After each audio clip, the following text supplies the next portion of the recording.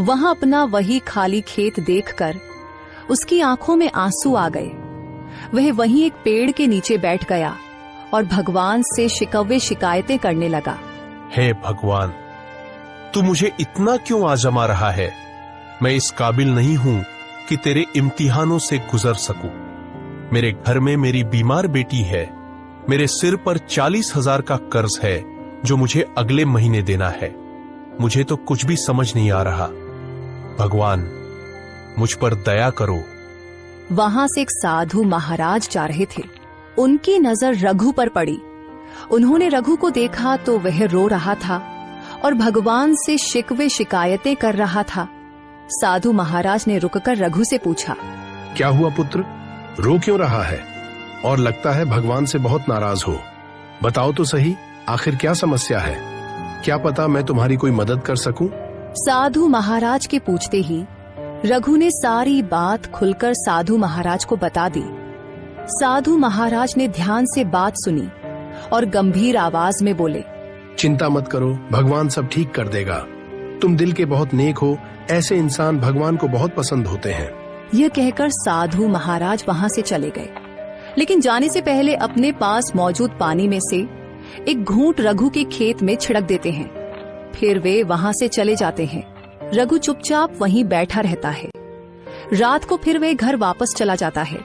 अब रघु के पास जो कर्ज लिया था वह सारे पैसे भी खत्म हो चुके थे। उनके पास खाने को भी कुछ नहीं बचा था।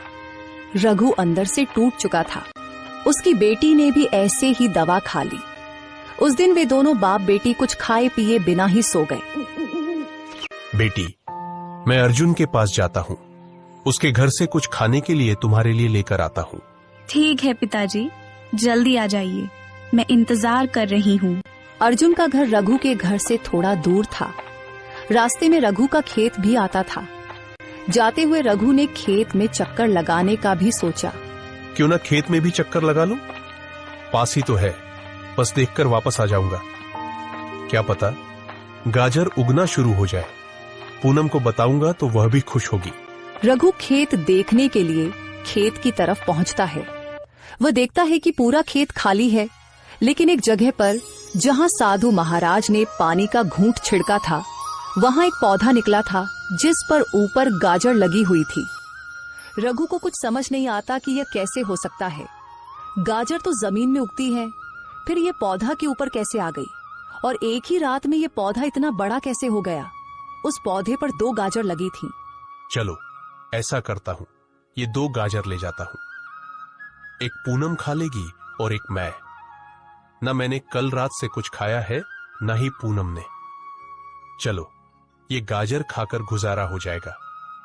अर्जुन भाई के घर खाने के लिए जाने में मुझे शर्म आ रही थी। यह सोचकर रघु दोनों गाजर तोड़ लेता है। वह देखता है कि जैसे ही गाजर टूटी, उनकी जगह वहां नई गाजर आ गई। रघु चौंक गया। अब ये कैसा जादू है? पहले ही ये गाजर पौधे के ऊपर देखकर मैं हैरान था, लेकिन ये गाजर तोड़ दी तो उनकी जगह फिर से आ गई। रघु उन्हें भी तोड़ता है और देखता है कि वहां 2 और आ जाती हैं। रघु बहुत खुश होता है। वह समझ जाता है कि यह जरूर साधु महाराज के पानी का असर है। उसे एक जादुई गाजर का पौधा मिला है। वह कुछ गाजर लेकर खुशी खुशी जल्दी जल्दी अपने घर की तरफ जाता है। पिताजी, आप तो अर्जुन भाई के घर खाने लेने जा रहे थे ना? फिर ये गाजर कहाँ से ले आए? मैं क्या बताऊं बेटी, कमाल हो गया है। मेरे खेत में एक जादुई गाजर का पौधा लगा है जिस पर 2 गाजर थीं। जब मैंने उन्हें तोड़ा तो वहां फिर से गाजर आ गई। रघु ने पूनम को सारी बात बता दी कि कैसे साधु से मिला था और साधु ने खेत में पानी छिड़का था।